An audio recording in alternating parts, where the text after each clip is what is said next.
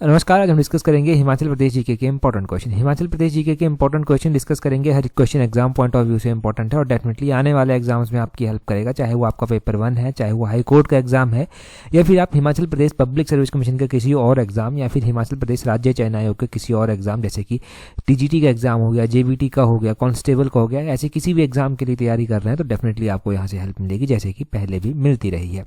Question number 1 से जो है डिस्कशन को स्टार्ट करते हैं। बोलते हैं in which month Sair fair observed in Bakloh, Karsog and Sabathu. तो बोलते हैं किस महीने जो है वो बकलोह, करसोग और सबाथू में जो है वो सायर मेला जो है वो मनाया जाता है। तो ये सायर मेला मुख्य रूप से जो है यहाँ पर हिमाचल के अलग अलग पार्ट्स में, मैक्सिमम डिस्ट्रिक्ट्स में ये मनाया ही जाता है, परंतु अगर हम बात करते हैं बकलोह, करसोग और सबाथू की, तो यहाँ पर जो है ये मेला मुख्य रूप से सितंबर के महीने में जो है वो मनाया जाता है। ऑप्शन ए जो है वो सही आंसर हो जाएगा। अब देखो ये जो सायर है ना, जब हम बकलोह, करसोग और सबाथू की बात कर रहे हैं तब तो यहाँ पर ये सितंबर के महीने में देता है, परंतु क्वेश्चन पूछने का एक फॉर्म होता है। क्वेश्चन पूछ सकते हैं कि सैर का मेला भी होता है, एक सैर का मेला भी होता है, ये कौन से महीने में मनाया जाता है? तो ये भी सितंबर के महीने में ही मनाया जाता है और ये एक ही बात है। और बोलते हैं कि इसको जो सैर का मेला है इसको बड़ा दिन भी जो है वो पहाड़ों में बोलते हैं, बड़ा दिन भी इसको बोलते हैं। इस दिन जो बार्बर होते हैं वो हर घर में जो है वो जाते हैं और गाँव में जितने भी घर होते हैं वहाँ पर जाते हैं और लोगों को जो है वो मिरर जो है वो दिखाते हैं और इसके बदले लोग उन्हें कुछ ना कुछ जो है वो देते हैं। तो इस तरह से हमारे हिमाचल में और भी बहुत सारे फेयर फेस्टिवल मनाए जाते हैं। तो ऐसे ही अगर हम बात करें इंपॉर्टेंट फेयर फेस्टिवल की, तो प्रॉपर एक लिस्ट है हमारे पास रिवाइज करने के लिए। जैसे कि अभी शिवरात्रि का मेला इंटरनेशनल लेवल का ये मेला मंडी में स्टार्ट हुआ है, ये फाल्गुन के महीने में जो है स्टार्ट होता है। सैर का मेला जो है 1 असौज को मनाया जाता है, सितंबर के महीने में ये मनाया जाता है। मणिमहेश यात्रा स्टार्ट होती है श्री कृष्ण जन्माष्टमी को और मणिमहेश यात्रा जो है समाप्त हो जाती है राधा अष्टमी को। ये जो फुल्लैच फेस्टिवल है ये बाधों और असौज के महीने में लगभग सितंबर के महीने में ही मनाया जाता है। लदराचा मेला जो है वो किब्बर में मनाया जाता है। किब्बर जो है वो यहाँ पर ये मनाया जाता है, किब्बर वाइल्ड लाइफ सेंचुरी भी आती है और लाहौल स्पीति में जो है ये आती है। जुलाई अगस्त के महीने में लगभग इसको मनाते हैं। चेयरवेल फेस्टिवल बादों के महीने में मनाया जाता है और मिंजर मेला जो कि चंबा में मनाया जाता है, इंटरनेशनल लेवल का मेला है चंबा का। सेकंड संडे ऑफ सावन मंथ को ये स्टार्ट होता है और थर्ड संडे ऑफ सावन मंथ तक ये चलता है। सूही मेला जो है वो 15 ऑफ चैत महीने की 15 को स्टार्ट होता है और 1 ऑफ बैसाख तक चलता है, अप्रैल के महीने में जो है ये मनाया जाता है। रेणुका मेले की अगर हम बात करें तो ये सिरमौर में मनाया जाता है, 10 डेज आफ्टर दिवाली जो है मनाया जाता है और ये भी इंटरनेशनल लेवल का मेला है। बरलाज एक फेस्टिवल होता है, ये त्यौहार जो है सोलन बिलासपुर में मनाया जाता है, दिवाली के 2 दिन बाद जो है ये मनाया जाता है। पत्थर का खेल हलोग धामी में जो है वो लगता है। धामी एक प्रिंसली स्टेट हुआ करता था और उसकी जो कैपिटल होती थी वो हलोग में होती थी। दिवाली के 2 दिन बाद कार्तिक महीने में ये मनाया जाता है। एक नौहली फेयर है जो कि मंडी में मनाया जाता है। काहिका मेला कुल्लू में मनाया जाता है। सोवी यात्रा जो है वो श्री नैना देवी में होती है। एक जो है वो घंटाल फेस्टिवल है जो कि लाहौल में जून के महीने में मनाया जाता है। थोनथोन फेस्टिवल लाहौल में अप्रैल के महीने में मनाया जाता है और फर्स्ट जो स्टेट लेवल का लोहड़ी फेस्टिवल मनाया गया था हेरिटेज विलेज प्रागपुर में, वो 13 जन 2010 को, इनकी 13 जनवरी 2010 को मनाया गया था। तो ये हमारे फेयर फेस्टिवल रिवाइज हो गए। ठीक है, काफ़ी लंबी लिस्ट हमने फेयर फेस्टिवल की यहाँ से रिवाइज कर ली। अगले क्वेश्चन में बोलते हैं what is the main occupation of tourist. तो बोलते हैं तुरी जो है ना, ये भी एक कम्युनिटी कास्ट है हिमाचल में, इनका जो मुख्य व्यवसाय है वो क्या है। इनका इस तरह का क्वेश्चन पूछा गया है पहले भी एग्जाम में कि टूरिस्ट का या फिर किसी और कास्ट कम्युनिटी का जो है वो मुख्य व्यवसाय जो है वो क्या रहा है। टूरिस्ट की अगर हम मुख्य ऑक्यूपेशन की बात करते हैं, इनका मुख्य काम जो है वो क्या था, तो म्यूजिक और डांसिंग से रिलेटेड ऑप्शन डी जो है वो सही आंसर होगा। अब टूरिस्ट जो है वो मुख्य रूप से म्यूजिक और डांसिंग के साथ जुड़े हुए हैं। इनका जो मेन कंसंट्रेशन रहता है वो ट्रांसगिरी जो कि सिरमौर का क्षेत्र है वहाँ पर ये रहते हैं, या फिर शिमला में रहते हैं। इस तरह से ये अलग अलग क्षेत्रों में जो है वो रहते हैं और इनके बीच में ना मैरिज सिस्टम भी है अलग से। इनके बीच में मैरिज के भी अलग अलग टाइप आते हैं, जैसे कि जो कि बट्टा सट्टा हम पढ़ते हैं वो टूरिस्ट के बीच में भी एक मैरिज का टाइप जो है वो आता है। झंझारा इनके बीच में मैरिज का टाइप जो है वो आता है। झंझारा के अलावा हर भी इनके बीच में एक मैरिज का टाइप जो है वो आता है। हर जो हम पढ़ते हैं ये इनके बीच में मैरिज के टाइप आते हैं और इनके बीच में जो है वो डाइवोर्स का जो टाइप आता है वो धिंगता चोरमा जो है वो आता है। धिंगता चोरमा जो है ये यहाँ पर मैं लिख देता हूँ, धिंगता चोरमा, ये अगला अलग से हमने पढ़ा भी है पहले मिशन अलाइड में क्वेश्चन की फॉर्म में। ये जो है वो डाइवोर्स का टाइप जो है वो आता है और इनके अलग अलग फेयर फेस्टिवल हैं, जैसे कि बुढ़ी दिवाली इनके बीच में फेयर होता है। इनके बीच में हरियाली मेला होता है। बिशु का मेला इनके बीच में होता है। ठीक है जी, एक हुलाच मेला इनके बीच में होता है। तो इस तरह के मेले भी जो है वो अलग अलग होते हैं। मेन इनका जो व्यवसाय था वो था और इनके मैरिज के टाइप हमने पढ़ लिए, मेले इनके हमने पढ़ लिए। इतना काफ़ी है याद रखने के लिए यहाँ से आज के लिए। अगला क्वेश्चन हम देखते हैं हमारे पास क्या पूछा गया है नेक्स्ट क्वेश्चन में। नेक्स्ट क्वेश्चन में बोलते हैं which of the following dance is performed in memory of Buddha. तो बोलते हैं इनमें से कौन सा डांस ऐसा है जो भगवान बुद्ध की मेमोरी में जो है परफॉर्म किया जाता है। तो अब हिमाचल में अलग अलग डांस हैं और उन डांसेस से भी अलग अलग तरह से क्वेश्चन बनते हैं। देखो बाक्यांग आपने पढ़ा है, ब्यांगचू आपने पढ़ा है, जाप्रो भी आपने पढ़ा है, सांद भी आपने पढ़ा है, परंतु क्वेश्चन पूछने का फॉर्मेट देखो कि बुद्ध की स्मृति में कौन सा नृत्य जो है वो इनमें से होता है। तो सांद नृत्य जो है वो बुद्ध की स्मृति में जो है वो होता है। सांद नृत्य ऑप्शन डी जो है वो सही आंसर हो जाएगा। अब सांद नृत्य बुद्ध की स्मृति में होता है, कौन से डिस्ट्रिक्ट में होता है। अब ये सांद डांस तो परफॉर्म किया था ना बुद्ध की स्मृति में, इसी तरह सांद और साबू, एक साबू भी आता है। सांद और साबू ये दो डांसेस हम पढ़ते हैं, ये जो है वो लाहौल स्पीति या फिर लाहौल रीजन में जो है वो परफॉर्म किए जाते हैं। सांद का मतलब क्या होता है? सांद का मतलब होता है प्रेयर ऑफ बुद्धा, भगवान बुद्ध की प्रेयर करना। साबू का क्या मतलब होता है? ये जो है इस डांस के माध्यम से लोग अपनी भावनाओं को जो है वो वहां पर जाकर जो है भावनाओं को जो है वो प्रकट जो है वो करते हैं। तो इस तरह से ये सांद और साबू जो है वो हो गए। यहाँ पर बाक्यांग भी दिया गया है, बाक्यांग यहाँ पर दिया गया है। बाक्यांग की अगर हम बात करते हैं तो बाक्यांग जो है ये किन्नौर में परफॉर्म किया जाता है। किन्नौर में परफॉर्म किया जाता है, मोस्टली इसको वुमेन ही जो है वो परफॉर्म करती है, महिलाएं ही जो है वो इसको परफॉर्म करती है। ये जो बोयांगचू दिया गया है यहाँ पर ब्यांगचू कर ये भी किन्नौर में परफॉर्म किया जाता है, परंतु मेल इसको मुख्य रूप से जो है वो परफॉर्म करते हैं। जो ब्यांगचू है मेल इसको परफॉर्म करते हैं, महिलाएं कई बार आउटसाइड से ट्यूनिंग या फिर सॉन्ग वगैरह प्रोवाइड यहाँ पर करवा देती हैं। यहाँ पर जाप्रो भी दिया गया है, जाप्रो भी किन्नौर में ही परफॉर्म किया जाता है, किन्नौर में ये परफॉर्म किया जाता है और किन्नौर के जो अलग अलग फेयर फेस्टिवल होते हैं उस दौरान इसको परफॉर्म करते हैं। तो इस तरह से हमारे पास ना ये सारे फेयर फेस्टिवल जो है वो रिवाइज हो गए। बाक्यांग, ब्यांगचू, जाप्रो, सांद। लाहौल स्पीति की हम बात कर लेते हैं। लाहौल स्पीति में सांद और साबू तो परफॉर्म किया ही जाता है। यहाँ पर जो है वो एक लंग दरमा कर भी जो है वो यहाँ पर डांस जो है परफॉर्म किया जाता है। यहाँ पर जो है वो एक जो है वो छनक छम कर भी डांस परफॉर्म किया जाता है। यहाँ पर जो है वो सुनतो डांस भी परफॉर्म किया जाता है और इस तरह के अलग अलग डांसेस जो हैं वो यहाँ पर परफॉर्म किए जाते हैं। तो ये अलग अलग डांसेस हमारे हो गए जो कि परफॉर्म किए जाते हैं यहाँ पर। नेक्स्ट क्वेश्चन की ओर बढ़ते हैं। नेक्स्ट क्वेश्चन में बोलते हैं raja of Kullu princely state fled to the mountains to escape Sikh armies attack around 1840। तो बोलते हैं 1840 के आसपास सिख सेना के हमले से बचने के लिए किस रियासत के राजा को पहाड़ छोड़कर भागना पड़ा था।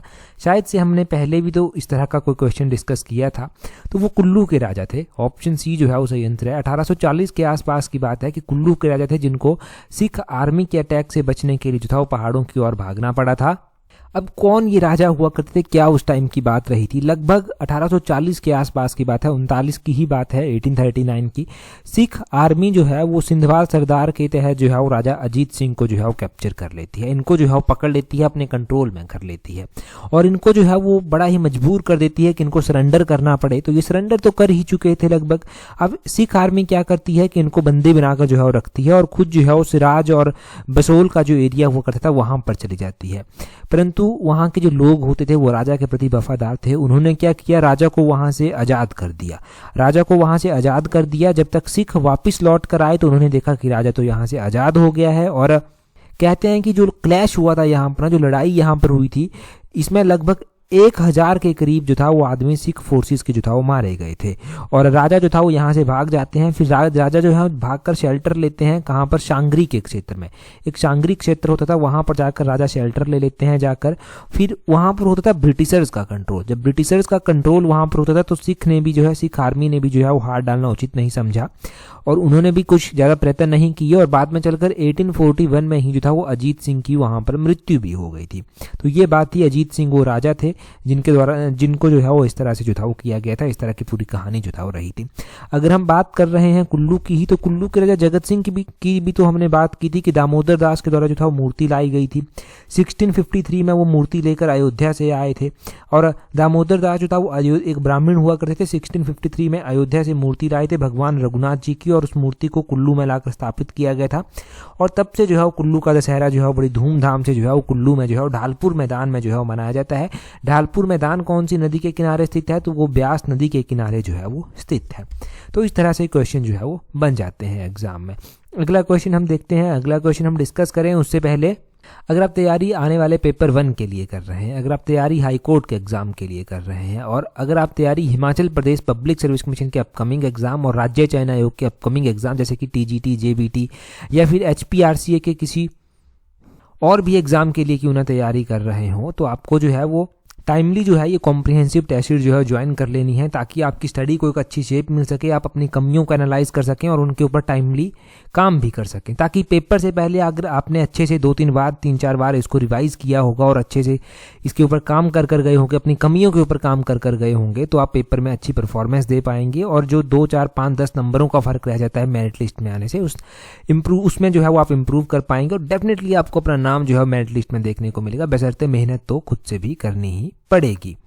एक प्रॉपर शेप देने के लिए जो है वो आपको ये टेस्ट सीरीज जो है वो एनफ रहेगी और आपकी हेल्प भी काफ़ी ये करेगी। नीचे डिस्क्रिप्शन बॉक्स, कमेंट बॉक्स में टेस्ट सीरीज के स्लॉट 2 का लिंक दिया गया है, वहां से रजिस्टर कर लेना। क्वेश्चन देखिए, बोलते हैं which raja of Nurpur princely state build the Taragarh fort in the territory of Chamba state. तो बोलते हैं कि नूरपुर रियासत के किस राजा ने चंबा राज्य के क्षेत्र में जाकर तारागढ़ का किला बनवाया था। ये तारागढ़ का जो किला है ये चंबा के क्षेत्र में है जाकर, और ये बनवाया किसके द्वारा गया था, तो नूरपुर के राजा के द्वारा बनवाया गया था। नूरपुर के ये कौन से राजा थे जिन्होंने जो था ये जो किला कहते हैं ये बनवाया था, तो नूरपुर के राजा जगत सिंह थे। जगत सिंह ऑप्शन ए जो है वो सही आंसर है। जगत सिंह ये राजा थे, जगत सिंह तो राजा थे ही, ये जगत सिंह ये वही राजा हैं जिनके द्वारा जो था वो जो जहांगीर होता था, जहांगीर की हेल्प की गई थी ताकि वो कांगड़ा किले को जो है वो अपने अधीन कर सके। फॉर्चुनेटली वो कांगड़ा किले को अपने अधीन करने में सक्षम भी रहा था। उसके बाद जहांगीर ने अपनी पत्नी नूरजहां के साथ जो था वो विजिट भी किया यहाँ पर। अब नूरपुर का पुराना नाम ना धमेरी हुआ करता था, धमेरी हुआ करता था जब जगत सिंह के कार्यकाल के दौरान जहांगीर अपनी पत्नी के साथ आता है, नूरजहां के साथ यहाँ पर आता है, तो नूरजहां के सम्मान में वो धमेरी का नाम बदल देता है और नूरपुर रख देता है। तो इस तरह से नूरपुर का नाम जो था वो नूरपुर जो था वो पड़ा था। जगत सिंह के कार्यकाल के दौरान जो था वो इसने जो था वो चंबा के राजा के साथ एक युद्ध भी जो था वो लड़ा था। चंबा के राजा थे जिनका नाम राजा जनार्दन था। चंबा के राजा जनार्दन के साथ जो था वो इन्होंने युद्ध लड़ा जगत सिंह के द्वारा। जगत सिंह ने बैटल ऑफ ढलोग थी, ढलोग की लड़ाई हुई थी। ये ढलोग की लड़ाई जो था वो किस किस के बीच में हुई थी, राजा जनार्दन जो कि चंबा के राजा थे और जो कि नूरपुर के राजा जगत सिंह होते थे, इनके बीच में हुई थी। 1622-1623 के आसपास ये लड़ाई जो था वो हुई थी और इस लड़ाई में जो था वो चंबा के राजा जनार्दन जो था वो मारे भी गए थे। ठीक है, और चंबा में ही जो था वो तारागढ़ का किला भी बनवाया गया था जो कि जगत सिंह के द्वारा बनवाया गया था। तो ये अलग अलग क्वेश्चन हमने जो है वो पढ़े हैं चंबा के बारे में। हमने जो है ये भी पढ़ा है कि नूरपुर के ही जो था वो एक व्यक्ति थे जिनका नाम राम सिंह था, राम सिंह पठानिया कर ये जो था वो इनके द्वारा जो था वो अंग्रेजों के खिलाफ भी जो था वो लड़ाई लड़ी गई थी। अंग्रेजों के खिलाफ इन्होंने जब लड़ाई लड़ी थी तो इन्होंने जो है वो अंग्रेजों को कड़ी टक्कर जो था वो यहाँ पर दी थी। और अनफॉर्चुनेटली क्या होता है कि इनका ही एक साथी इनको धोखा दे देता है, नूरपुर का ही एक साथी था इनको धोखा दे देता है और ये पकड़े जाते हैं राम सिंह।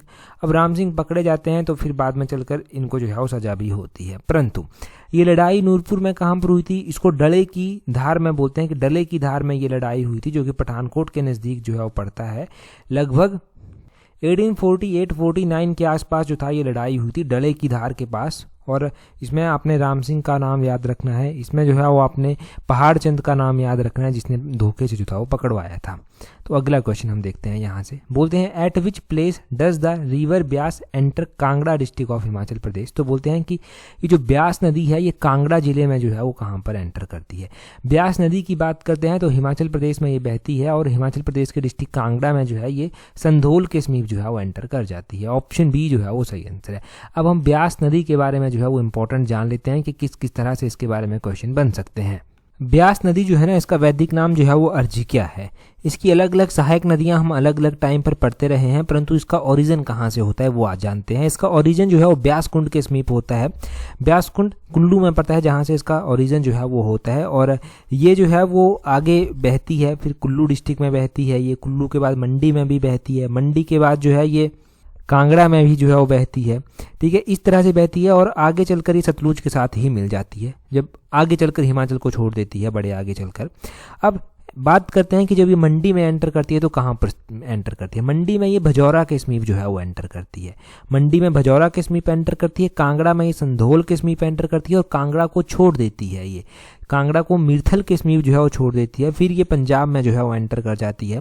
पूरे हिमाचल में जो है ये बहती है 256 किलोमीटर, लगभग 256 किलोमीटर पूरे हिमाचल में ये बहती है। और इसकी जो सहायक नदियाँ बनती हैं उसमें जो है वो गज, चक्की, बाणगंगा, हारला, लूणी, मानुनी, पतलीकुल, पार्वती, सरवती एक आती है, हंसा आती है, न्यूगल आती है, सोन आती है, अवाह आती है, बनेर आती है। ये सारी इसकी सहायक नदियाँ जो है वो यहाँ पर बनती हैं हिमाचल प्रदेश में। ठीक है जी, तो ये आपको ब्यास नदी के बारे में पता चल गया। अब आप मुझे कमेंट करके बताइए कि रावी नदी की टोटल लेंथ जो है वो कितनी है। रावी नदी टोटल हिमाचल प्रदेश में कितनी बहती है, वो आपने सिर्फ बताना है कि रावी नदी हिमाचल प्रदेश में कितना किलोमीटर जो है वो बहती है। जल्दी से कमेंट करके जो है वो बता दीजिए। अगला क्वेश्चन देखते हैं हमारे पास क्या बोलते हैं। बोलते हैं which of the following painting does not belong to Shobha Singh. तो बोलते हैं कि इनमें से कौन सी पेंटिंग जो है वो शोभा सिंह को बिलोंग नहीं करती, शोभा सिंह की पेंटिंग नहीं है। तो इनमें से अगर हम सोनी महिवाल की बात करते हैं तो ये शोभा सिंह की पेंटिंग है। गद्दी बेले की बात करते हैं तो ये भी शोभा सिंह की पेंटिंग है। कांगड़ा ब्राइड की बात करते हैं तो ये भी शोभा सिंह की पेंटिंग है। परंतु ये हिल सेंस कर एक पेंटिंग है जो कि शोभा सिंह की पेंटिंग नहीं है। शोभा सिंह के बारे में अगर हम बात करें तो ये एक पेंटर थे और शोभा सिंह आर्ट गैलरी भी है। शोभा सिंह आर्ट गैलरी जो है वो कहाँ पर स्थित है, वो अंद्रेटा में स्थित है। शोभा सिंह एक पेंटर थे। इनका जन्म तो पंजाब में हुआ था, उस टाइम पंजाब ही होता था। गुरदासपुर में इनका जन्म जो था वो हुआ था, लगभग 1901 में इनका जन्म जो था वो हुआ था। फिर उसके बाद जो था वो इन्होंने इंडियन आर्मी को भी ज्वाइन किया, ड्राफ्टमैन के रूप में वहाँ पर इन्होंने कुछ टाइम जो था वो काम किया। फिर वहाँ से भी छोड़ दिया। फिर पेंटिंग में इनका इंटरेस्ट था तो पेंटिंग करने लगे। पेंटिंग में इन्होंने बहुत अच्छी अच्छी पेंटिंग्स जो था वो बनाई, जो कि हमने पढ़ी भी। सोनी महिवाल हमने पढ़ी, हमने कांगड़ा ब्राइड पढ़ी, गद्दी बेले हमने पढ़ी। सिख गुरुओं के चित्र इनके द्वारा बनाए गए थे। तो इस तरह की पेंटिंग्स जो था वो इनके द्वारा बनाई गई। इनकी जो आर्ट गैलरी है वो अंद्रेटा में स्थित है और अंद्रेटा में ही ये रहते थे जहाँ पर आर्ट गैलरी स्थित है। अंद्रेटा डिस्ट्रिक्ट कांगड़ा में जो है वो पड़ता है। ठीक है जी। इनका देहांत कब हुआ था, तो 1989 में इनका देहांत जो था वो हो गया था। जन्म हमने स्टार्टिंग में ही पढ़ लिया था कि इनका जन्म जो हुआ था वो गुरदासपुर में हुआ था। 1901 में इनका जन्म जो था वो हुआ था और इनका जो देहांत होता है वो कब होता है, वो 1989 में इनका देहांत हो जाता है।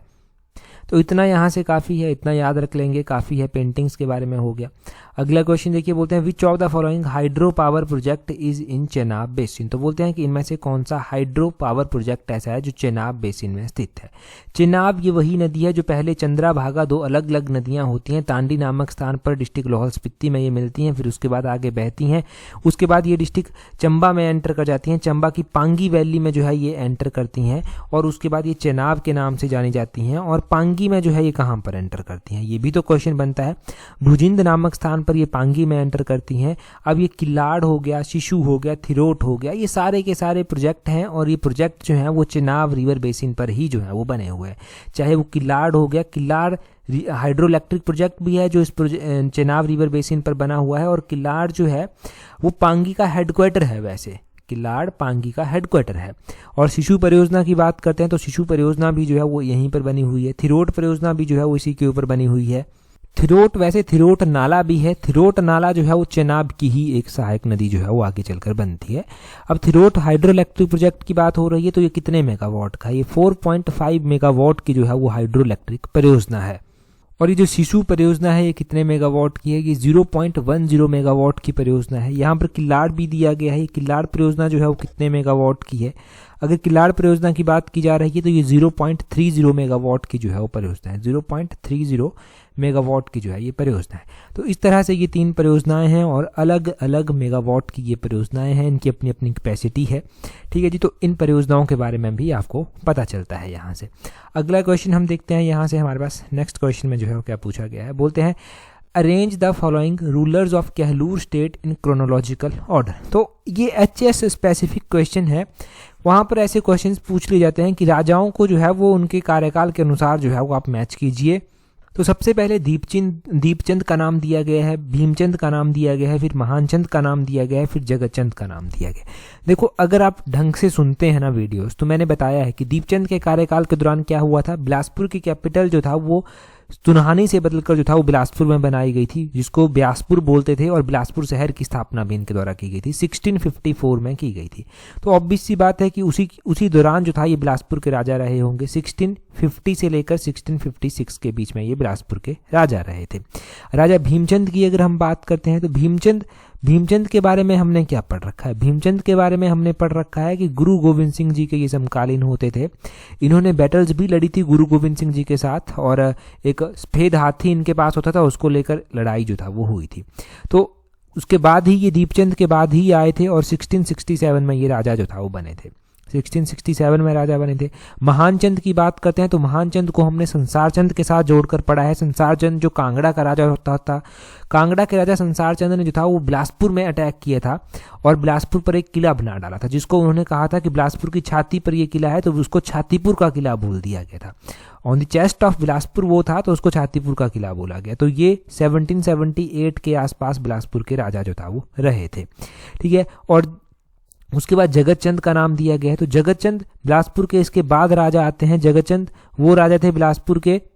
जब खड़ग चंद बिलासपुर का राजा हो जाता तो उसका कार्यकाल बिलासपुर की हिस्ट्री में बड़ा ही डार्केस्ट माना गया। खड़ग चंद के बाद जगत चंद उनके चाचा हुआ करते थे जो राजा बने थे। तो जगत चंद वो राजा थे बिलासपुर के, तो वो भी बाद में चलकर राजा बने थे। महान चंद के काफ़ी टाइम बाद, खड़ग चंद के भी बाद, लगभग 1840 के आसपास शायद ये बने थे, ठीक है। तो इस तरह से इनका कार्यकाल रहता है और इसको हम देखते हैं कि किस तरह से क्रोनोलॉजिकली मैच करेंगे। तो पहला, दूसरा, तीसरा, चौथा, ये बिल्कुल सही पैटर्न यहाँ पर दिया गया है। पहला, दूसरा, तीसरा, चौथा, यहाँ पर ज़्यादा आपको सोचने की ज़रूरत नहीं थी, बस आंसर पता होना चाहिए था आपको कि किस किस राजा के कार्यकाल के दौरान क्या क्या चीज़ें हुई थी, तब आप इजीली इसको मैच कर पाते थे। तो इतना आपने यहाँ से जान लिया सब इनके बारे में। अगला क्वेश्चन देखिए, बोलते हैं in which year Bara Shigri glacier was first surveyed by Walker and Pascoe. तो बोलते हैं कि बड़ा सिगड़ी ग्लेशियर को सबसे पहली बार वॉकर और पॉस्को के द्वारा जो था वो इसका सर्वे कब किया गया था। तो बड़ा सिगड़ी ग्लेशियर बोलते हैं कि हिमाचल का सबसे बड़ा ग्लेशियर है। बड़ा सिगड़ी जो है, सिगड़ी किसको बोलते हैं, सिगड़ी, ये जो शब्द है ना यहाँ पर सिगड़ी दिया गया, ये सिगड़ी शब्द ग्लेशियर के लिए भी इस्तेमाल किया जाता है पहाड़ी भाषा में। हिमाचल में ग्लेशियर के लिए भी इसको इस्तेमाल करते हैं। और इसको वॉकर और पॉस्को के द्वारा जो था वो 1906 में, ऑप्शन सी सही आंसर है, वॉकर और पॉस्को ने इसको जो था वो 1906 में जो था वो विजिट किया था। बड़ा सिगड़ी ग्लेशियर का जो डायमेंशन बताया जाता है वो 25 किलोमीटर बाय 3 किलोमीटर जो है वो बताया जाता है। कहते हैं कि कैप्टन हारकोर्ट के द्वारा भी जो था वो सिगड़ी ग्लेशियर को कनकर किया गया था 1869 में। 1859 में जो था वो स्टेफन्स थे, उनके द्वारा इसको ट्रैक किया गया था। और 1906 में जो था वो वॉकर एंड पॉस्को थे। और 1970 में बोलते हैं बड़ा सिगड़ी ग्लेशियर को जो था वो मेजर बलजीत सिंह एक आर्मी के हुआ करते थे, उनके द्वारा इस ग्लेशियर को स्केल किया गया था, ठीक है। तो इस तरह से इस ग्लेशियर के बारे में अलग अलग बातें हैं। तो मोस्ट इंपॉर्टेंट ग्लेशियर है ये हिमाचल के ग्लेशियरों में से, और सबसे बड़ा ग्लेशियर भी ये है बड़ा सिगड़ी ग्लेशियर। ये जो बड़ा सिगड़ी ग्लेशियर है ना, ये चंद्रा नदी को जो है वो पानी प्रोवाइड करवाता है। चंद्रा नदी वही है जो चंद्रा और भागा, दो अलग अलग नदियां आगे चलकर चनाब का रूप जो है धारण करती हैं, जिनकी हम बात भी कर रहे थे। और इस ग्लेशियर के बारे में एक और बात कही जाती है कि 1936 में इस ग्लेशियर ने भारी तबाही मचाई थी, जहां से चंद्रताल झील का निर्माण हुआ था। चंद्रताल झील तो पहले भी हो सकता है कि उससे पहले भी हो, परंतु छोटे रूप में हो, परंतु उस ग्लेशियर की तबाही मचाने के बाद उसने एक बड़ा रूप धारण कर लिया हो। तो कहते हैं कि चंद्रताल जो लेक है इस ग्लेशियर के कारण तबाही मचाने, जो 1936 में इस ग्लेशियर ने तबाही मचाई थी, उसके बाद ही उसका पूरा निर्माण जो है वो होता है। वैसे ही हमारे पास अलग अलग ग्लेशियर आते हैं, जैसे कि लेडी ऑफ कैलोंग एक ग्लेशियर आता है जो कि लाहौल स्पीति में स्थित है। मयार ग्लेशियर लाहौल स्पीति में आता है। गिफांग ग्लेशियर लाहौल स्पीति में आता है। सोनापानी ग्लेशियर लाहौल स्पीति में आता है। हमारे पास मिलांग ग्लेशियर आता है इसी तरह लाहौल स्पीति में। तो ये सारे ग्लेशियर जो हैं वो हमारे पास आते हैं। ग्लेशियर्स के ऊपर में हम अलग अलग क्वेश्चन रिवाइज करते रहते हैं। अभी हमने ये क्वेश्चन डिटेल से रिवाइज कर लिया। अगले क्वेश्चन की ओर जो है वो बढ़ेंगे। अगले क्वेश्चन में क्या बोलते हैं which of the following fair is held in Dhog village near Jogindernagar in honour of a women who performed sati. तो बोलते हैं कि ये जो एक मेला है, इनमें से वो कौन सा मेला है जो कि जोगिंदरनगर के ढोग गांव में जो है वो मनाया जाता है। ये जो महिलाएं सती हुई थी उनके सेक्रीफाइस को सम्मान देने के लिए जो है वो मनाया जाता है। तो आपने बताना है कि कौन सा मेला जोगिंदरनगर के ढोग गांव में जो है वो मनाया जाता है। ये 4 ऑप्शंस आपके पास दिए गए हैं, इनमें से ही ये कोई मेला है जो वहां पर मनाया जाता है। मिशन अलाइड का इससे पहले वाला पार्ट जो था उसमें पहला ही क्वेश्चन हमने डिस्कस किया था, डिटेल से मैंने इसके बारे में बताया था। अभी आप जल्दी से कमेंट करके बता दीजिए। अगर आपने टेलीग्राम पर हमें ज्वाइन नहीं किया है तो टेलीग्राम से सर्च करना @allexam31, आपको हमारा टेलीग्राम चैनल जो है वो मिल जाएगा। वहाँ पर आपको PDF भी मिल जाएगी और इंपॉर्टेंट एग्जाम नोटिफिकेशंस भी टाइम टू टाइम मिलती रहती हैं। तो इस पार्ट में इतना ही था। That's all for today. Thank you very much for watching and listening it very patiently.